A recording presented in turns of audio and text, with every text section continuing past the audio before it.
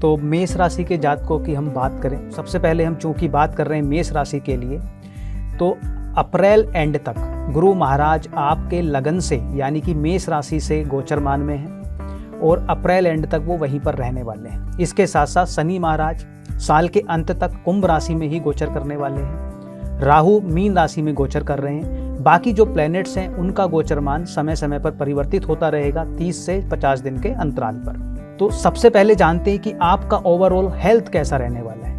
तो गुरु महाराज आपके लगन से गोचरमान कर रहे हैं, तो उस लिहाज से आपका स्वास्थ्य उत्तम रहने वाला है। अगर पिछले समय में किन्हीं परेशानियों से स्वास्थ्य संबंधित अगर कोई परेशानियां रही हैं आपके जीवन में, तो उनसे आपको निजात मिलने वाली है, यानी कि उनसे आपको पूर्ण रूप से छुटकारा मिलने वाला है।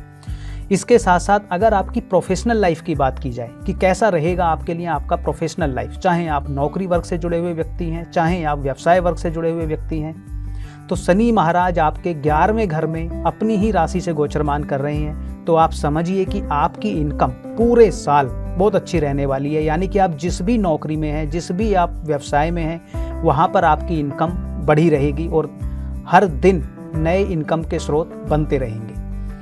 इसके साथ साथ जो लोग नौकरी वर्ग से जुड़े हुए हैं उनका प्रमोशन, उनकी पदोन्नति होनी है मई 2024 से दिसंबर 2024 के बीच में। से उनका फाइनेंस भी सुधरेगा, उनका मान सम्मान भी बढ़ेगा और नए मुकाम पर वो पहुंच जाएंगे। लेकिन राहु आपके मीन राशि से गोचर कर रहे हैं आपके 12वें भाव से। इससे क्या होगा? इससे होगा ये कि आपके कुछ अननेसेसरली जो एक्सपेंसेस हैं वो आपका पीछा नहीं छोड़ेंगे, यानी कि जो आपका सेविंग है उसको कुछ हद तक वो ड्रेन करता रहेगा। इसके साथ साथ आपका मन घर में थोड़ा कम लगेगा, यानी कि आप चाहेंगे कि आप घूमते फिरते रहें, क्योंकि ट्रैवलिंग का पार्ट आपकी लाइफ में एक्टिव हो गया है। तो किन्हीं ना किन्हीं कारणों से आपकी कंटिन्यूसली ट्रैवलिंग होती रहेगी। अब बात करते हैं कि संतान पक्ष से आपको क्या मिलने वाला है।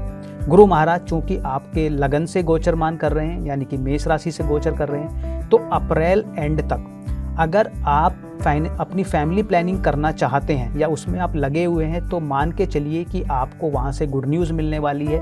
यानी कि जो महिलाएं हैं मेष राशि वाली, उनको कंसीव होने की बहुत प्रबल संभावनाएं हैं, वो आपकी इच्छा पूर्ति हो सकती है। लेकिन अगर आपके बच्चे किसी कंपटीशन में भाग ले रहे हैं, किसी शिक्षा में ऐसे एग्ज़ाम में बैठ रहे हैं जहाँ पर उनको अगले एक कंपटीशन के बाद उनको एडमिशन मिलना है, तो वहाँ पर भी वो आपका नाम रोशन करने वाले हैं, यानी कि वहाँ पर उनको सक्सेस मिलेगी।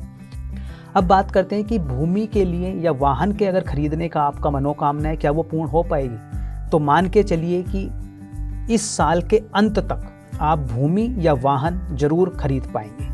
कुछ संबंधों में आपको सावधानी भी बरतनी होगी। कब कब बरतनी होगी? जैसे जनवरी से लेके फरवरी एंड तक, उस समय पर आपको अपने फाइनेंस का विशेष रूप से ध्यान रखना है। किसी भी ऐसे व्यक्ति को पैसा ना दें जो बाद में ना मिले। यानी कि अगर इन 2 महीनों को आप अवॉइड करते हैं उधार देने के पॉइंट ऑफ व्यू से, तो फाइनेंस भी आपका मेंटेन होता रहेगा।